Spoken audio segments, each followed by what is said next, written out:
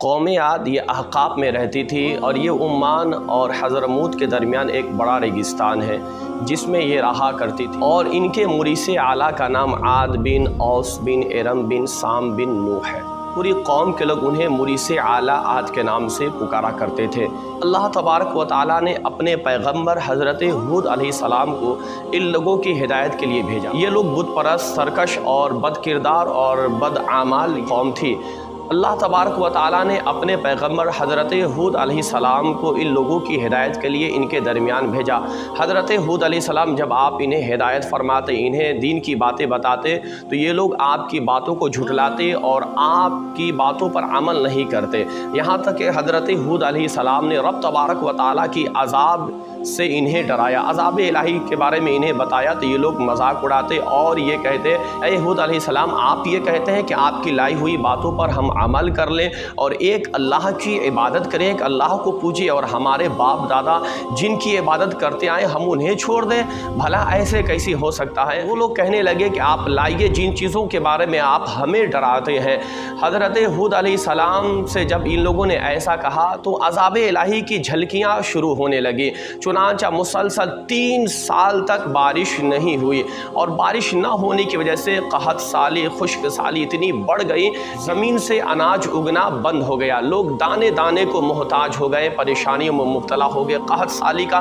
دورہ شروع ہو گیا۔ اور اس وقت کا ایک عام رواج تھا کہ اگر لوگوں پر کوئی مصیبت آتی، کوئی پریشانیوں میں مبتلا ہوتے لوگ، تو یہ مکہ معظمہ جاتے اور کعبہ شریف میں جا کر کے یہ لوگ دعائیں کرتے۔ جب قحط سالی بڑھنے لگی، قوم کے چند حضرات مکہ مکرمہ کے جانب رواں ہوتے ہیں، اور اس جماعت میں ایک شخص مرثد بن سعد نامی ایک شخص بھی ہوتا ہے جو ایمان لا چکا تھا، لیکن اس نے اپنی قوم سے اپنی ایمان کو محفوظ کیا، اپنی ایمان کو چھپا کر رکھا تھا۔ جب یہ پوری جماعت مکہ مکرمہ پہنچتی ہے، پہنچنے کے بعد کعبہ شریف میں داخل ہو کر جب یہ دعائیں کرنا شروع کر دیتی ہے، مرثد بن سعد کا جذبہ ایمانی بیدار ہوتا ہے، اور آپ نے اپنے ایمان کو ظاہر کر دیا، اور آپ نے کہا، اے میری قوم کے لوگ، تم لاکھ رو رو کر کے دعائیں کرو، لاکھ گر گراؤ، اپنے آنکھوں سے آنسو کے قطرات بہاؤ، لیکن اس وقت تک رب تبارک و تعالیٰ تم پر کرم نہ فرمائے گا، تم پر بارشیں نازل نہ ہوگی جب تک کہ تم اپنے نبی حضرت ہود علیہ السلام کی باتوں پر عمل نہ کرو، ان پر ایمان نہ لے آؤ، اور ان تمام افعال سے اپنے آپ کو روک نہ لو، بت پرستی سے اپنے آپ کو جب تک تم الگ نہ کرو گے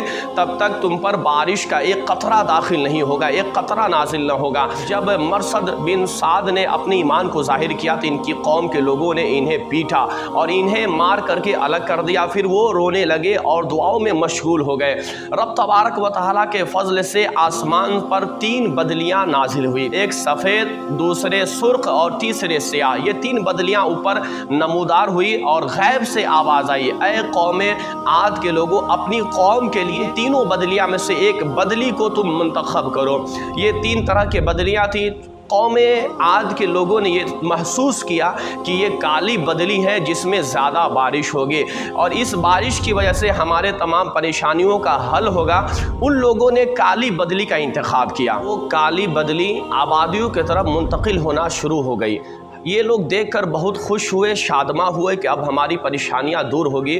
حضرت ہود علیہ السلام نے فرمایا، اے میری قوم کے لوگوں، دیکھو عذاب الہی یہ ابر کی شکل میں آبادیوں کی طرف منتقل ہو رہا ہے۔ جب اتنا سننا تھا، قوم کے لوگوں نے حضرت ہود علیہ السلام کو جھٹلایا اور کہنے لگا، کہاں کا عذاب، کیسا عذاب، یہ تو بادل ہے اور اس میں بہت زیادہ بارشیں ہوں گی۔ یہ کہہ کر کے ان لوگوں نے اپنے نبی حضرت ہود علیہ السلام کو جھٹلایا۔ بدلیاں پچھم کی طرف سے آبادی میں داخل ہوئی، اور جیسے ہی آبادی میں داخل ہوئی، اب اس نے اپنا کام کرنا شروع کر دیا۔ اتنے زوردار آندھی آئی کہ انسان کو کہیں سے کہیں پھینک دے رہا تھا، ان کے آبادی کے درخت کو بھی جڑ سے اکھیڑ پھینک رہا تھا، یہاں تک کہ لوگوں نے دیکھا کہ یہ اور زیادہ بارش میں تیزی ہونے آپ کو محل میں قید کر لیا، سنگین محل میں قید کرنا شروع کر دیا۔ اور عذاب الہی نے اس طرح اپنے شکل کو تبدیل کیا کہ ان کے محل کو بھی उखेड़ना शुरू कर दी, यहाँ तक कि ईंट को बजा डाला और हर इंसान को उसने अपनी अजाब के लपेट में ले लिया। तारीख़ बताती है कि इस आंधी आने की वजह से उस कौम के एक एक इंसान फना होकर मौत के घाट उतर गया और एक बच्चा तक उसमें से जिंदा बाकी न रहा। बार की आंधी अजाब इलाही के शक्ल में नमूदार हो गई थी और ये मुसलसल 7 रात और 8 दिन तक ये तमाम अजाब इलाही नाजिल होती रही। फिर उसके बाद जब सारे लोग ख़त्म हो गए और आंधियाँ थम गई, रुक गई, इन लोगों की लाशें ज़मीन पर ऐसे पड़ी थी जैसे कि खजूर के दरख्त उखड़ करके बिखरे पड़े हो। आंधी ख़त्म होने के बाद काले परिंदों के हुजूम नमूदार होते हैं और इनकी लाशों को उठा उठा करके समंदर में फेंकना शुरू कर दिए। हज़रत हूद अलैहिस्सलाम इन तमाम चीज़ों के बाद आपने अपने कौम के चंद अफराद जो आप पर ईमान लाए थे, उन कौम के अफराद को लेकर के, चंद अशखास को लेकर के आप वहाँ से मक्का मुकर्रमा के जानिब रवा होते हैं और इस आबादी को छोड़ देते हैं, इस बस्ती को छोड़ करके आप वहाँ से हिजरत कर जाते हैं। तो इस तरीके से उन लोगों पर रब तबारक व तआला ने अपने अज़ाब को नाजिल फरमाया जिन लोगों ने हज़रत हूद अलैहिस्सलाम की बातों को ना माना, आपकी बातों को झुटलाया। रब तबारक व तआला ने उस पर ऐसी अज़ाब को नाजिल फरमाया। हमें चाहिए अपने नबी अलैहिस्सलाम की बातों पर अमल करें और उनके कौल व फ़िल पर अमल करके ज़िंदगी के अय्याम को गुजारे, ज़िंदगी को खुशहाल बनाए। अस्सलामु अलैकुम व रहमतुल्लाहि।